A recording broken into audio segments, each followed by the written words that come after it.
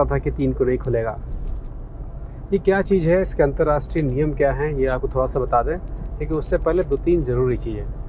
पहली ज़रूरी चीज़ कि 1 अप्रैल को भारत सरकार को $1 बिलियन का कर्जा मिला है विश्व बैंक से कोरोना से लड़ने के लिए।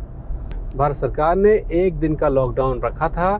उसके बाद WHO से भारत सरकार ने कहा कि अगर लंबे लॉकडाउन की ज़रूरत है तो उसके लिए मदद की आवश्यकता पड़ेगी, और WHO के हस्तक्षेप से विश्व बैंक ने $1 बिलियन, ये होता है लगभग 75 अरब रुपया, ये मैं लिख दे रहा हूँ, हो सकता है कहीं लिखने में गड़बड़ हो जाए तो कहीं कुछ और बता दिए हैं। ये पैसा 29 मार्च के आसपास सैंक्शन हो गया था, जो कि 2 अप्रैल को भारत सरकार को मिल गया था। इसका मतलब ये है कि पैसा मांगते समय भारत सरकार को ये पता था कि अगर ये पैसा मिल जाएगा तो उन्हें अंतर्राष्ट्रीय लॉकडाउन के नियमों का पालन करना पड़ेगा। वो नियम थे 2 महीने का लॉकडाउन, उसके बाद 4 महीने का सोशल डिस्टेंसिंग। मतलब कि जब पहला लॉकडाउन हुआ था उसके बाद जिसको बढ़ाने के लिए पूरी प्रेस कॉन्फ्रेंस हुई थी, दिया मिसाल जलाया गया था, उस समय पता था कि लॉकडाउन 2 महीने चलना है। खैर वो तो अलग की चीज़ें हैं, लेकिन लॉकडाउन जो है फ़िलहाल उस नियम के तहत अगर मैं जोड़ता हूँ 30 मई तक तो चलना ही चलना है, और उसके बाद फिर ये अगस्त या सितंबर तक सोशल डिस्टेंसिंग के नाम पर जाएगा। क्या है उसके नियम, ये बताएंगे आगे चल के। लेकिन उससे बड़ी एक डिस्टर्बिंग खबर जो मेरे लिए डिस्टर्बिंग है, शायद आपके लिए ना हो, ये है कि एक किट घोटाला पकड़ा गया है। किट घोटाला क्या है? Rapid antibody kit. आपने सुना होगा कि चीन ने खराब किटें भेजी थी, उसको भारत में लताड़ा, और पूरी कहानी सुनी होगी आपने। वो लगभग कहानी में दम नहीं है। अभी घोटाला क्या है, बहुत ध्यान से सुनिएगा। भारत की एक मैट्रिक्स नाम की कंपनी ने मार्च के आखिरी में, ये सब लॉकडाउन होने से पहले की बात है, मार्च के आखिरी में चीन से ये किटें खरीदी थी। जिस समय ये खरीद रही थी उस समय चीन की बनी हुई, इस तरह की बनी हुई किटें नेदरलैंड्स ने यहाँ से और फ्रांस ने वापस कर दी थी, क्योंकि वो जो किटें थी वो प्रारंभिक स्टेज की थी और उनके रखरखाव में झंझट ज़्यादा था। जो नया वर्जन था उसमें रखरखाव में झंझट कम था, तो वो किटें उन्होंने वापस कर दी थी। तकनीकी रूप से वो किटें सही थी। जिस समय डील चल रही थी मैट्रिक्स के साथ में, तो मैट्रिक्स को इसके बारे में पता था। तो मैट्रिक्स ने क्या किया, उन्होंने कहा कि भाई ऐसा करिए कि नई वाली और पुरानी वाली मिक्स करके दे दीजिए, और रेट लगाया 245 रुपया। 248 रुपये के कीमत पर 5 लाख किटें भारत मंगवाई गईं। भारत में जब वो किट आई तो भारत सरकार ने इन किटों को 500 रुपये में उस कंपनी से खरीदा। सुनने में लग रहा होगा कि इस कंपनी ने भारत सरकार को चूना लगा दिया, लेकिन हमेशा भारत सरकार या कोई भी सरकार जब किसी कंपनी से खरीदती है तो बीच में एक आदमी रखती है, बीच में कंपनी रखती है जो उनसे डील करता है, लेकिन उस कंपनी का कमीशन 10% से ऊपर नहीं होना चाहिए। जो आप घोटाले सुनते होंगे, यहाँ घोटाला हुआ, वहाँ घोटाला हुआ, यहाँ पर यही कंपनियाँ खेल करती हैं कि वो इतने में खरीदती हैं, फिर सरकार महंगे बेचती है, फिर जो उनके नेतागण होते हैं, जो महंगा वाला बीच का पैसा होता है वो निकाल ले आते हैं। लेकिन ये पोल कहाँ से खुली? पोल यहाँ से खुली कि अप्रैल के मध्य में 12 से 15 अप्रैल के आसपास तमिलनाडु ने यही किटें इसी कंपनी से खरीदी। फार्मा ने जो 500 रुपया किट के हिसाब से बिल भेजा वो शान बायोटेक के नाम से था, शान बायोटेक्स के नाम से था। वहाँ पर तमिलनाडु सरकार को थोड़ा शक हुआ और उन्होंने पता करने की कोशिश की कि इसका हकीकत में रेट क्या है। जब इन्होंने यूरोप में पता किया कि यूरोप में खुदरा मूल्य तो 400 का है और भारत सरकार 500 में ले रही है अपने ही देश में, तो तमिलनाडु सरकार कोर्ट चली गई। तो ये जब कोर्ट ने सारे कागजात हिसाब किताब देखे, कोर्ट ने साफ कर दिया कि भैया आपने चाहे इतने में खरीदा हो, जब अंतर्राष्ट्रीय खुदरा मूल्य 400 का है तो आप 500 कैसे ले सकते हैं?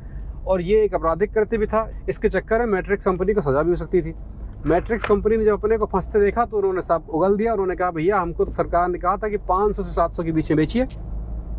कोर्ट ने सरकार से पूछा कि कैसे कहा आपने? सरकार ने अभी तक कोई जवाब नहीं दिया है। सरकार के पास ये विशेषाधिकार होता है कि जवाब दें कि बाद में दें, क्योंकि इस समय महामारी चल रही, तो उन्होंने इसको फिलहाल रोक के रखा हुआ है।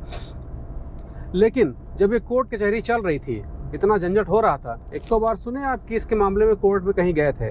ये न्यूज़ कहाँ गई, क्यों नहीं बताई गई? ये कोर्ट कचहरी ठीक उसी समय हो रहा था जब जमाती पकड़े गए थे। जब जमातियों को निकाला जा रहा था, वो लोग थूक रहे थे डॉक्टरों के ऊपर, पकड़े जा रहे थे, कोरोना फैला रहे थे, हिंदू मुसलमान हो रहा था, और सारी की सारी मीडिया, सारी पब्लिक उसको देख रही थी, और इधर कोर्ट कचहरी में काम चल रहा था। इसको अब आप क्या कह सकते हैं ये आप जाने, लेकिन ये समय बिल्कुल वही था। इसकी पूरी डिटेल जो मैं कह रहा हूँ, इसके तथ्य मैं फेसबुक पे डाल दूंगा और आप में से जो खोजी पत्रकार लोग जानना चाहें वहाँ से वो फाइल डाउनलोड कर लें, फेसबुक पे मिल जाएगी पापा ऑन ड्यूटी वाले पर। फिलहाल मामला कोर्ट में है, लेकिन चूंकि महामारी है इसलिए महामारी का काम पहले होगा। और भारत सरकार अभी तक इन्होंने 5 लाख इस तरह की किटें खरीदी है और 100 करोड़ किटें खरीदने का प्लान है। तीसरी जरूरी चीज, आपको मैंने पिछले प्रोग्राम में प्लाज्मा थेरेपी की कुछ बातें बताई थी जिसमें WHO ने भी एक्शन लिया, उसके तुरंत बाद भारत सरकार का जवाब भी आया है। इसको पहले आप देख लें, फिर हम लोग बात करेंगे तीसरे सब्जेक्ट लॉकडाउन की कि अंतर्राष्ट्रीय नियम क्या हैं। भैया, प्लाज्मा थेरेपी जो आप सुन रहे हैं ये 100% धोखा है। भारत के कुछ डॉक्टर, सब नहीं, कुछ डॉक्टर, कुछ ने तो मुझसे भी संपर्क किया कि आप इसको प्रमोट कर दीजिए। क्यों कर दें? क्योंकि ये झूठ है। मैंने तो WHO को लिख के कहा है कि भारत सरकार से वो कहें कि इस तरह की थेरेपी वगैरह पे या तो बैन लगाएं या आधिकारिक रूप से कहें कि ये झूठ है। इस विषय में यह क्लैरिफाई करना बहुत जरूरी है, अति आवश्यक है कि जब तक कि ICMR अपनी स्टडी को कंक्लूड ना कर ले, रोबस्ट साइंटिफिक प्रूफ अवेलेबल ना हो, तब तक इस थेरेपी को केवल हम या तो रिसर्च या ट्रायल पर्पस के लिए ही उपयोग करें।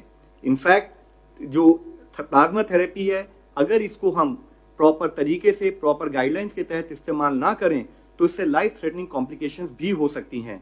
जब तक यह थेरेपी प्रॉपरली अप्रूव नहीं है या इसकी इफेक्टिवनेस सिद्ध नहीं हुई है, तब तक इसके बारे में किसी भी तरह का दावा किसी भी स्थाई पर करा जाना बिल्कुल अनुचित है। ICMR की स्टडी के बारे में कहीं भी इस प्रकार का प्रयोग पूरी तरह से इलीगल है और दूसरी तरफ पेशेंट की जान को इससे खतरा भी उत्पन्न हो सकता है। भैया, लॉकडाउन 2 महीने का लॉकडाउन, उसके बाद में कम से कम 4 महीने की सोशल डिस्टेंसिंग, माने 1.5 मीटर, अपने यहाँ 1 मीटर की जगह बना के चलनी है और मास्क पहनना है। सब लॉकडाउन का हिसाब किताब समझ लें। लॉकडाउन कोई दवा नहीं है, उससे कोई आदमी सही नहीं होगा।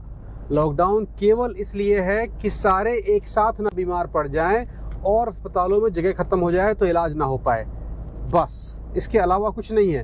होगी बीमारी शायद आपको भी, क्योंकि महामारी की परिभाषा ये होती है कि 70 से 80% लोगों को ये होगा, लेकिन एकदम से ना हो जाए कि सारी व्यवस्था बिल्कुल चरमरा जाए। इसलिए वैश्विक रूप से लॉकडाउन पर निर्णय लिया गया कि लॉकडाउन करेंगे, उसकी वजह से बीमारी धीरे धीरे आगे बढ़ेगी, ना कि तुरंत। चूंकि ये लॉकडाउन का निर्णय अंतर्राष्ट्रीय है, इसलिए पूरी सख्ती के साथ इसका पालन किया जाएगा और उसके लिए सरकार को $1 बिलियन का कर्जा भी दिया गया। कर्जा है, देना है वापस। भैया, ये बीमारी चीन की और जिस प्लास्टिक के डंडे सुताई हो रही वो भी चीन का। केवल गुद्दी आपकी और पिछवाड़ा आपका जो सुझाया जा रहा है, इसलिए लॉकडाउन का इस्तेमाल ठीक से करिए। ये सारा आइटम बाहरी है। लॉकडाउन का अगला चरण ये है कि लॉकडाउन का मतलब सब चीज बंद, उसके बाद चीजें धीरे धीरे खुलेंगी। आप अगर ठीक से न्यूज़ देख रहे होंगे तो आप सुन रहे होंगे कि यहाँ से लोग बुलाए जा रहे हैं, यहाँ से मजदूर बुलाए जा रहे हैं, ये सब बुला बुला के घर बुलाए जा रहे हैं, क्योंकि इसको लंबा खींचना है, क्योंकि वहाँ की सरकारें, वहाँ की जगह इनको नहीं झेल पाएंगी।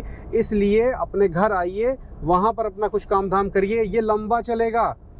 यहाँ का, पश्चिम का, यूरोप का हिसाब किताब ये है कि सोशल डिस्टेंसिंग जो है वो दिसंबर तक चलेगा और बहुत संभव है कि मध्य 2021 तक चलेगा, क्योंकि टीका आने में अभी 8 महीने से 1 साल का समय लग जाएगा और ये टीका पहले भारत में नहीं आएगा। अगर बाहर वाला आएगा तो अपने यहाँ प्लाज्मा बना लेंगे तो अलग बात है। तो जब धीरे धीरे ये लॉकडाउन खुलेगा तो ये सोशल डिस्टेंसिंग की तरफ जाएगा। उसका मतलब ये है कि आपको अपने ग्राहकों के बीच में, रिश्तेदारियों के बीच में, पार्टियों में, सब जगह पर 1-1 मीटर का फर्क रखना पड़ेगा। वो कंपनियां जिसमें ज़रूरत से ज़्यादा लोग हैं उनको छटनी करनी पड़ेगी, वो कंपनियां जिसमें ज़रूरत से कम जगह हो वहाँ पर छटनी करनी पड़ेगी। तो इसके बहुत सारे नुकसान भी होंगे, फ़ायदे भी होंगे, लेकिन इसके फ़िलहाल नुकसान ज़्यादा होंगे क्योंकि इसके लिए हमारी अर्थव्यवस्था अभी उतनी तैयार नहीं है। इसलिए लॉकडाउन को गांठ बांध लें कि ये लंबा चलेगा, तैयारी पूरी रखें अपनी।